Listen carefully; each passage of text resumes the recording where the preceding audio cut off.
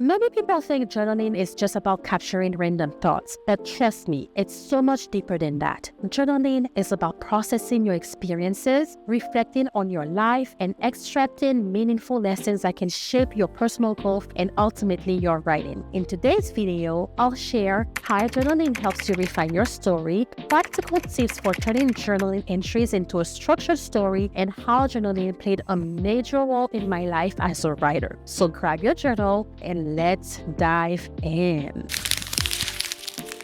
Have you ever dreamed of sharing your story but didn't know where to start? Here's a secret. Your journal is already holding the first draft of your book, your blog, even your personal testimony. And if you haven't started journaling, this is your sign to start today. Journaling isn't just about writing down thoughts. It's about refining your ideas, uncovering common themes in your experiences, and shaping your story into something that can impact others. Think about it. Everything you've been through, learned, and overcome holds a value, not just for you, but for someone else who needs encouragement, wisdom, or guidance. Now, I want you to do a small exercise. Close your eyes for a second and imagine sharing your story with the world. Imagine someone reading it, feeling seen, embodying it, and using the lessons you have learned to transform their own life. It starts small, maybe just one person at first, then a few, then dozens. And before you know it, your story has impacted thousands, maybe millions, because you're courageous enough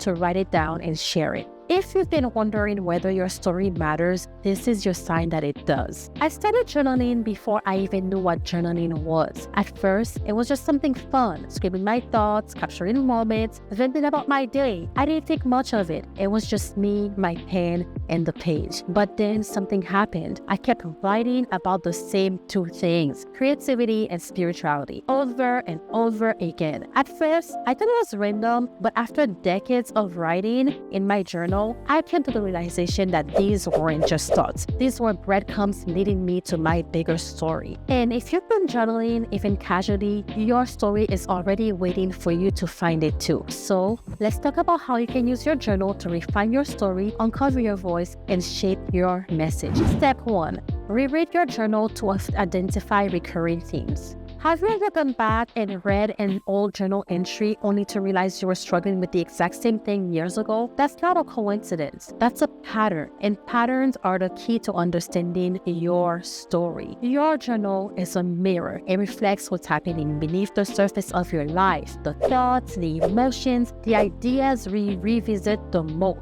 Here's a little something I want you to try. Don't worry, it's super easy. Flip through your journal and highlight anything that keeps showing up. I'm talking about your emotions, your struggles, your dreams, and your insights. What are the top 3 to 5 themes that appear most often? These are the themes I want you to write down. For example, let's say you keep writing about self-doubt, right? It's there when you talk about your creative work. It shows up when you mention relationships. It's the background of your big decisions. That's a sign, Maybe your journal is about overcoming it. And in doing so, you will learn valuable lessons that you can later share with the world to help other people who struggle with self-doubt as well. Think about this. The very thing you've been struggling about all this time, fear, worry, joy, empowerment, and everything else in between, is actually the story you're meant to share with the world. Step 2. Pinpoint key moments that shape your journey. Think about the last time something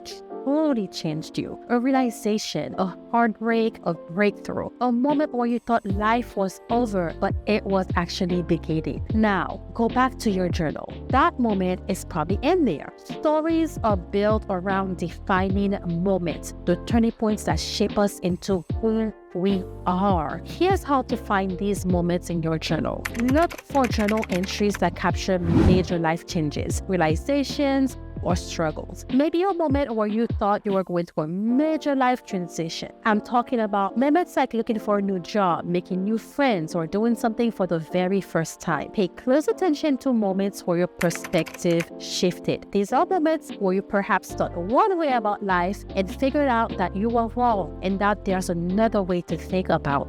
Maybe you change political parties, maybe you change religion, values, morals, or maybe something completely different. Make a list of at least 3 key moments. These are the heartbeats of your personal story. For example, imagine you wrote about a painful breakup. At the time, you felt lost, but months later, you journal about how it pushed you through to finally pursue your passion for writing. That's a turning point. If you don't think your story is interesting, look again. Your journal is filled with defining moments. You just have to connect the dots. Step 3. Use journaling to develop your writing voice. Ever read an old journal entry and cringe like, wait, did I really write that? Good. That means you're growing. But it also means your journal holds the key to your authentic voice, the way you naturally express yourself when no one is watching. To refine your voice, try this. Reread all journal entries and highlight the ones that sound the most like you. Notice your natural tone. Are you playful, introspective, poetic? Take one of your journal entries and rewrite it as if you were telling a close friend. Make it a conversation, make it real, make it engaging. For example, instead of writing, I struggled with feeling unfulfilled in my career or something boring like that, try, every Monday morning, I felt like I was dragging myself through quicksand. I kept asking myself, is this really what I want to do for the rest of my life? Haha. See how I flipped that? Do you see the difference? Your voice is what makes your story powerful. Your journal is the one place where your voice is completely raw and unfiltered. So use that to your advantage. That's where your best storytelling begins. Step 4, find the lesson or a message in your story, honey. I'm telling you, you definitely want to do this. Every great story has a message. What's your message, honey? What are you here to share with the world? Your journal isn't just a collection of experiences, it's a goldmine of wisdom. You've already lived through challenges, growth, and transformation. Now it's time to find the lesson. So you need to ask yourself, what is the biggest lesson I've learned from my journal entries? If I had to sum up my personal growth in one sentence, what would that sentence be? How can my experiences help or inspire someone else? For example, I'm giving you guys lots of examples today. If you journal about overcoming fear, your lesson might be, fear doesn't disappear. You just learn how to move forward anyway. That might be your lesson. I'm not saying it is, but it might just. If you know about the season of waiting, your takeaway could just be, sometimes delays are actually detours leading you somewhere better. Remember, honey, your story isn't just about you. Someone else needs to hear the lesson you've learned. We have to share with the world. Step 5, organize your story with simple framework. Right now, your journal might feel like a puzzle with scattered pieces, but here's the secret. Every great story follows a structure. The easiest way to shape your story is by using a 3-part framework. Number 1, the beginning. This is where we discuss the challenge or the situation that you're going through. What was life like before the change? What struggles are you facing? Step 2, the middle. This is the part that involves the process of learning and growth. What experiences, obstacles, or revelations led to your transformation? Number 3, the end. This is where we have transformation or realization. How did you change? What wisdom did you gain? Now, try it. Go through your journal and assign each entry to one of these 3 categories. Ask yourself, is this the beginning of my story, the middle, or the end? Rearrange these parts to create a natural flow for your story. This will help you see the bigger picture and maybe even shape your journal into a book, a speech, or miniature personal narrative. Here's another example, because I want you guys to have all the examples so that you can get it through. The beginning, you struggle with feeling lost in your purpose. The middle might just be, you journaled through your doubts, started experimenting with creative work, and discovered your passion. The end might just be, you embraced your calling and found clarity. Remember, your journal already holds the raw material of your most powerful story. You just have to piece it together. Journaling isn't just about documenting your life. It's about discovering the patterns, moments, and lessons that shape your journey. Your story is already inside you. Your journal is just helping you bring it to the surface. So grab your pen, open your journal, and start refining your story today. Now, let's talk about how journaling has impacted my life as a writer. Now that you know how journaling helps you refine your story, and I've given you practical ways to turn your journal entries into a structured story, let's take this even deeper. Because let me tell you, journaling didn't just help me shape my story. It transformed me as a writer. It sharpened my voice, it broke my creative block, it became the birthplace of my best story idea. And trust me, you'll want to stick around for this because I'm dropping gems that will help you speed up your journaling and storytelling process as a writer, storyteller, and author. So let's get into it, honey. Number 1, overcoming writer's block. I'm telling you, if you've ever stared at a blank page feeling like your creativity is stuck in quicksand, listen up. I used to struggle with writer's block all the time. Sometimes I still do to today. I'd sit down to write, expecting magic to happen, only to feel frustrated when the words wouldn't flow. And then I discovered free writing. Now, first of all, free writing without pressure helped me break creative blocks. I gave myself permission to write, just to write without rules. No structure, no judgment, just thoughts spilling onto the page. Some of my best ideas came from those messy pages that didn't seem to have purpose at first, but juice after juice, creativity happened. Secondly, using a journal prompt unlocked new ideas for me. Sometimes I'd ask myself deep questions. What am I avoiding right now? What would my childhood self want me to write about? Other times, I write about a dream, a random memory, or feeling that I just couldn't shake off. It's important to remember that next time you're stuck, don't stare at the screen. Open your journal and get to writing. Let the words flow. Let the words flow without pressure and trust that inspiration will meet you there. Number 2, journaling helped me find my writing voice. Do you know what the most powerful thing about journaling is? It teaches you how to trust your own voice. I've always felt at home in my words, at home with writing. Writing has never been about imitation for me. It's been about expression. But what journaling did was take that expression deeper. Journaling allowed me to write authentically and without judgment. No pressure, no audience, just raw, unfiltered thoughts. It helped me explore my emotions and ideas in a way that felt natural, effortless, and true. Journaling also gave me a safe space to experiment with different writing styles and forms. Some days I would short haiku, I'm not sure about the pronunciation, capturing single moments in time. And before I knew it, I wrote dozens of these short poems. And that's how my poetry book, Earth Ignored Your Cries, was born. Earth Ignored Your Cries is a collection of haiku poems that explore the suns and shadows within the human mind, heart, and soul. Every verse offers a moment to pause, to reflect, to embrace the beauty of what it means to simply be.